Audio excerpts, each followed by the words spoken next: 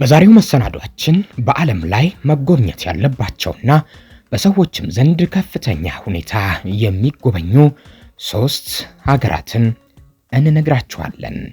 ወደ እነዚህ ሀገራት አብረን እንጓዝ።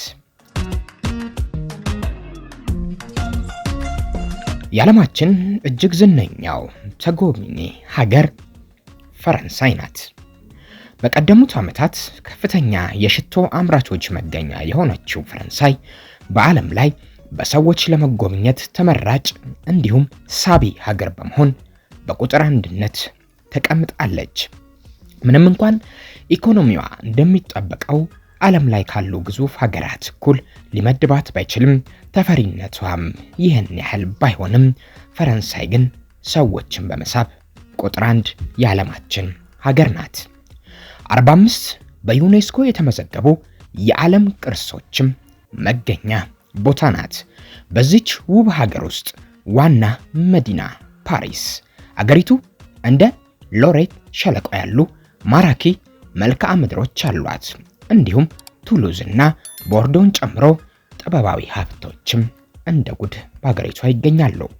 የባህር ዳርቻዎች፣ የበረዶ ሸርተቴ ሪዞርቶችና ሰላማዊ የገጠር ክልሎች ለጎብኚዎች ተስማሚ፣ ለተጓዦች ተመራጭ የሆኑ ከተለያዩ መልክዓ ምድሮች ጋር አካታ ሰዎችን ትስባለች። እንደ ሞንቶስቴሪዮ እና ኮሌንገስ ላሩጅ ያሉ ማራኪ ማህበረሰቦች በፈረንሳይ ሌስ ፕላስ ቦክስ ማህበረሰቦች ደምቀው በጋራ ይገኛሉ። የባህል ሚኒስቴር ከ200 የሚበልጡ የአትክልት ስፍራዎችን አስደናቂ የአትክልት ስፍራዎች የሚል ስያሜ ሰጥቶም በግዙፍ ቱሪስቶች ያስጎበኛል። ፈረንሳይ በዓለም ዙሪያ በብዛት የምትጎበኝ ሀገር የሆነችው ከሀ እስከ ፐ ባሏት ነገሮች አምራና ሰርታባቸው መገኘቷ ነው። የፈረንሳይ ቱሪዝም በአማካኝ 79.8 ቢሊዮን ዩሮ ለጠቅላላ የሀገር ውስጥ ምርት ወይም ጂዲፒ ያበረከተ ሲሆን 30 በመቶ የሚሆነው ከዓለም አቀፍ ጎብኚዎችና 70 በመቶ ደግሞ ከሀገር ውስጥ የቱሪዝም ወጪ ነው። የጉዞና የቱሪዝም አጠቃላይ አስተዋጽኦ ከጠቅላላ የሀገር ውስጥ ምርት ውስጥ 9.7 በመቶ የሚወክል ሲሆን በሀገሪቱ ውስጥ 2.9 ሚሊዮን ስራዎች ወይም 10.9% የስራ ስምሪትን ቱሪዝም ይደግፋል። በዚች ሀገር ቱሪዝም ለክፍያ ሚዛን ከፍተኛ አስተዋጽኦንም ያደርጋል። የፈረንሳይ ዋና ከተማ ፓሪስ በዓለም ላይ 3ኛዋ በብዛት የምትጎበኝ ከተማ ናት። በዓለም ላይ በብዛት የሚጎበኘው የጥበብ ሙዚየም የሆነው ሉቨርን ጨምሮ በዓለም ላይ ካሉት ታላላቅና ታዋቂ ሙዚየሞች መካከል ጥቂቶቹ በዚህ ይገኛሉ። ነገር ግን እንደው በአቅራቢያው እንዳለው ሙሴ ደል አይኦሬንጊሬ ያለው ሙሴ ደ ኦረሴ ሴንት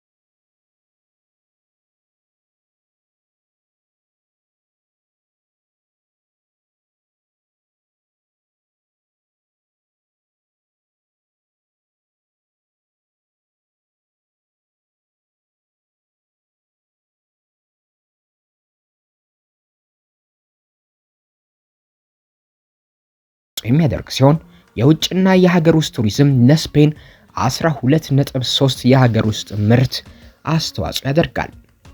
ባሳለፍነው ዓመት ማለትም በ2024 የዓለም አቀፍ የቱሪስት ወጪ 126 ቢሊዮን ዩሮ አካባቢ ነበር።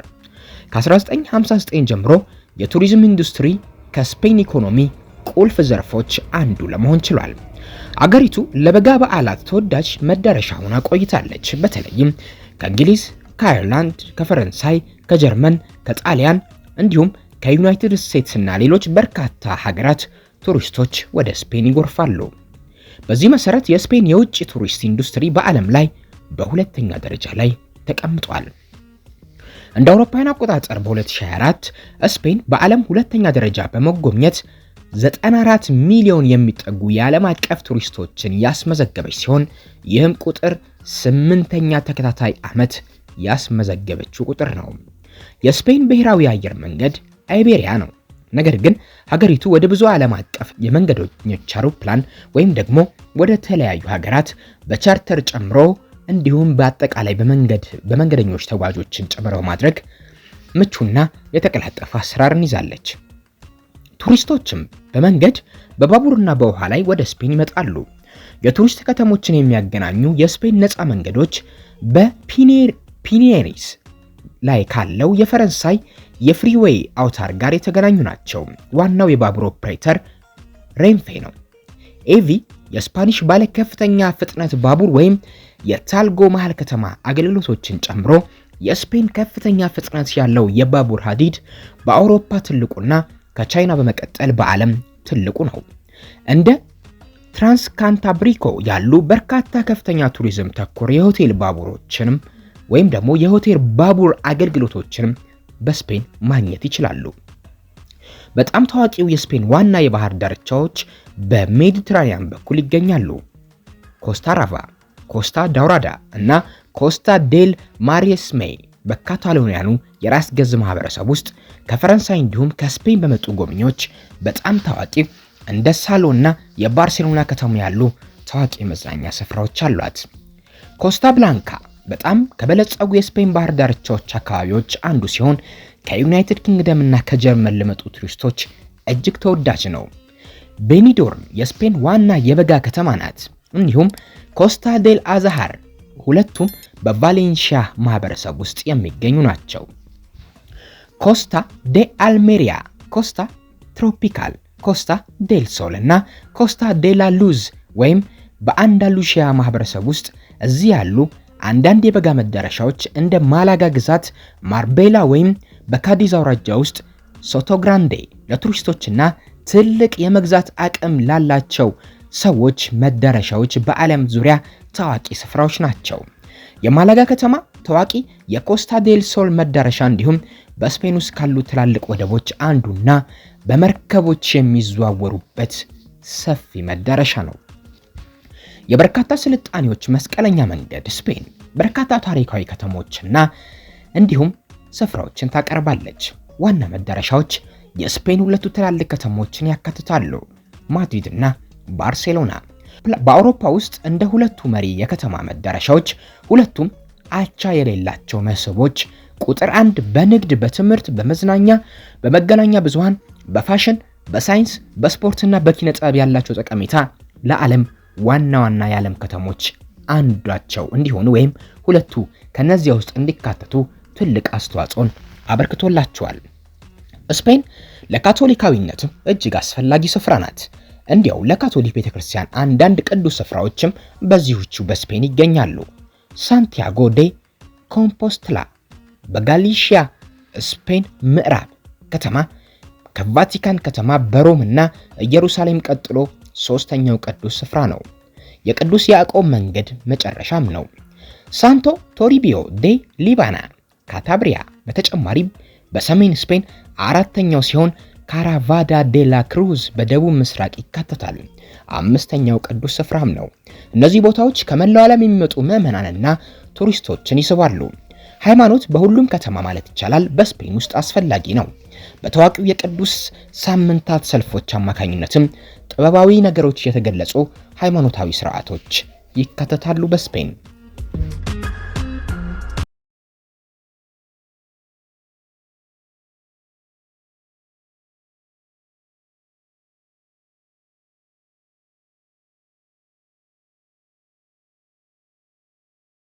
የዓለም ጎብኚዎች የምትስብ ሀገር ጣሊያን ናት። ኢጣሊ ይሏታል። የጣሊያን ቱሪዝም ከሀገሪቱ ትልቅ የኢኮኖሚ ዘርፎች አንዱ ነው። በዓመት ከ60 ሚሊዮን ቱሪስቶች ጋር የጣሊያን ቱሪዝም ከሀገሪቱ ትልቁ የኢኮኖሚ ዘርፎች መካከል አንዱ ነው።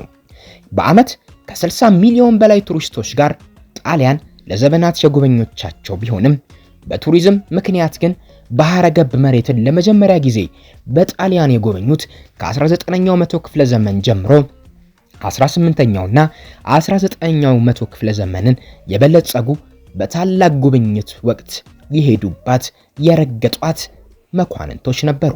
እነዚህ መኳንንቶች ናቸው ጣሊያንን በትልቁ ያስተዋወቋት። ይህ ወቅት የአውሮፓ መኳንንቶች ብዙዎቹ እንግሊዛዊና ፈረንሳዊ ሲሆኑ ጣሊያንን እንደ ቁልፍ መዳረሻ አድርገው የአውሮፓን ክፍሎች የጎበኙበት ወቅት ነበር። ይህ ወቅት ለጣሊያን እድለኛ የሚያስብላት ወቅት ነበር። ስነ ጥበባዊ ህንፃን፣ የአካባቢ ባህልን ለማጥራትና የተፈጥሮ ውበቶቿን ለማድነቅ እነዚህ መኳንንቶች ምስክር ሆኑ። በአሁኑ ጊዜ በጣሊያን ውስጥ የቱሪስት ፍላጎት ምክንያቶች በዋነኝነት ባህል፣ ምግብ፣ ታሪክ፣ ፋሽን፣ ስነ ህንፃ፣ ስነ ጥበብ፣ ሃይማኖታዊ ስፍራዎችና መንገዶች፣ የተፈጥሮ ውበት፣ የምሽት ህይወት፣ የውሃ ውስጥ ጣቢያዎችና በተለምዶ ስፓቶች የሚባሉ አካባቢዎች ናቸው። የክረምትና የበጋ ቱሪዝም በአልፕስና አፔኒኒስ ውስጥ በብዙ ስፍራዎች ይገኛሉ። የባህር ዳርቻ ቱሪዝም በሜዲትራኒያን ባህር ዳር ባሉ የባህር ዳርቻዋ ሰፊ ቱሪስቶች ይጎበኙታል። ትናንሽ ታሪካዊና ጥበባዊ የጣሊያን መንደሮች በማህበር አይ ቦርጊው ፒው ቤሊ ደ ኢታሊያ በትክክል የጣሊያን እጅግ ውብ መንደሮች በኩል ይታወቃሉ። ጣሊያን በገና በዓላት ወቅት በቱሪስቶች በብዛት ከሚጎበኙ ሀገሮች አንዷ ናት። ሮም በአውሮፓ 3ኛው በብዛት የምትጎበኝ ከተማ ናት። በዓለም ላይ ደግሞ 12ኛዋ ብዙ ሰዎች የሚጎበኟት ከተማ ናት። በ2017 ብቻ 9.4 ሚሊዮን ሰዎች ጎብኝተዋታል። እቺ ከተማ ብቻ ማለት ነው። ሌላው ሚላን ነው። ሚላን በአውሮፓ 5ኛ በብዛት የምትጎበኝ ከተማ፣ በዓለም 16ኛ ናት።